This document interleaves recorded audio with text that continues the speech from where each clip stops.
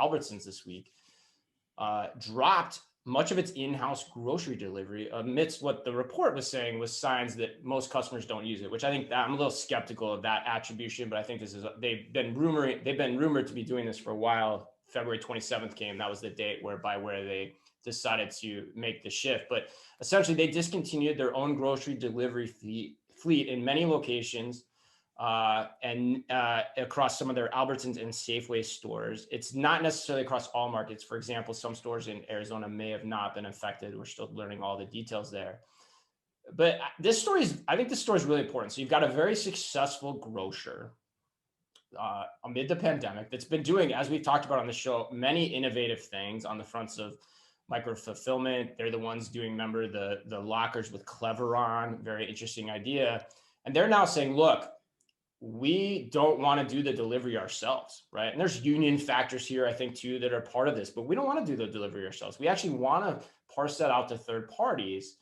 And I've had people on social media and call me personally who have said, Chris, there's no way third-party delivery can work long-term because grocers can't make the economics of it work.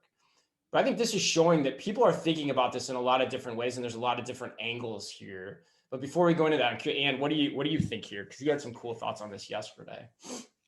I think this makes a ton of sense. And Okay. After talking to Chris Rupp for a Women's Retail Collective podcast, she's the chief digital officer at Albertsons, and just hearing like how much exploration they are putting into solving this kind of issue, or preemptively kind of coming up with ideas and concepts to try to address what will best serve their customers. That's why I think those kiosks at the Jewel Osco in Chicago make so much sense. And if you really have it streamlined internally to service customers in store from a curbside pickup perspective, you're making that super convenient and easy. And even if this is just limited to the one market in Arizona, I don't think it makes sense to have people just waiting, to be paying people on staff to sit there waiting for deliveries to go out. It seems like you may be able to, and I'm not, very well versed in the contract negotiations between third-party delivery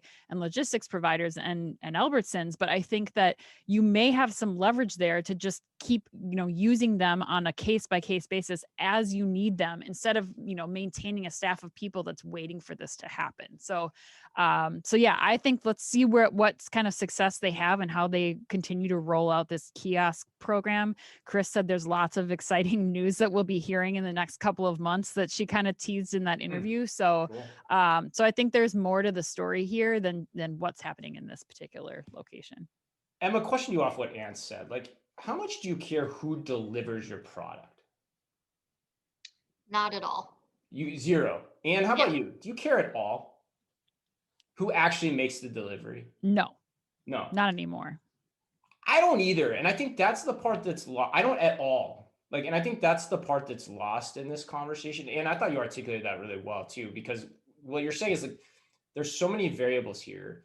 And I am a little bit tired of it's either this or that, right? Mm-hmm. Third party Instacart's never going to work. It's not going to work.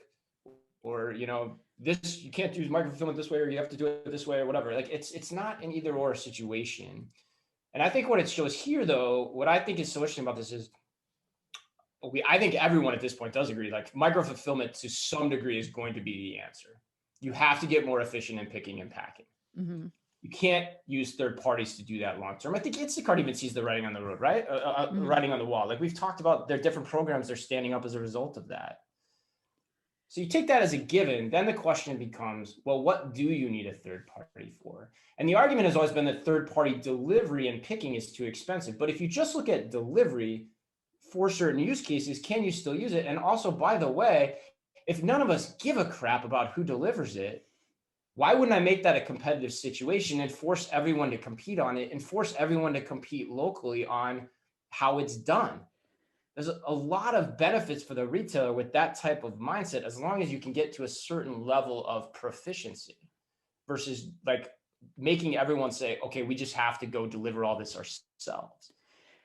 Yeah. The other point that I just throw in there too is that this concept of of the gig economy, like having gig drivers can't make sense financially, I think could also be a little short-sighted too. Like look at like what Robomart is doing. I mean, not that we have autonomous vehicles like running through the streets by any means yet, but I think that as the squeeze comes on the retailers to pay for these kinds of services, we're going to start to see more innovation in how the product is getting to people's houses too, like that last mile part of it, and whether or not that needs to be a person driving that, and then how do costs kind of start to come down as a result of that. I think it's very limiting, as you're saying, like it's not leaving room for the innovation that will come as a result.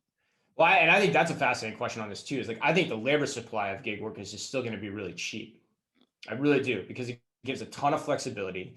And you talked about the revenge spending. There are still I'm going to use it again, shit ton of people who aren't revenge spending, and that continues to be an issue in this country in terms of that divide between rich and poor too. And so, as people are needing to make work and figure out how to make work, it's easy for them to plug in to get this kind of thing going and to make some extra money. So I'm not sure that dries up, and I think it can stay really competitive depending on where you are. But again, it's not a one size fits all answer, and there's a lot of nuances to this depending on how you design the operation across all the dynamics that are at play here. And I think to say we know the answers is, I think, foolhardy, because we're not even out of the pandemic yet to know what the new level is that everyone's going to expect, right? 100%. And delivery might not even be that. I mean, Anne, you said this yesterday too. Delivery might not even be as important as it currently is either. And so Right. then, are you using this at different times selectively? It's important to think about.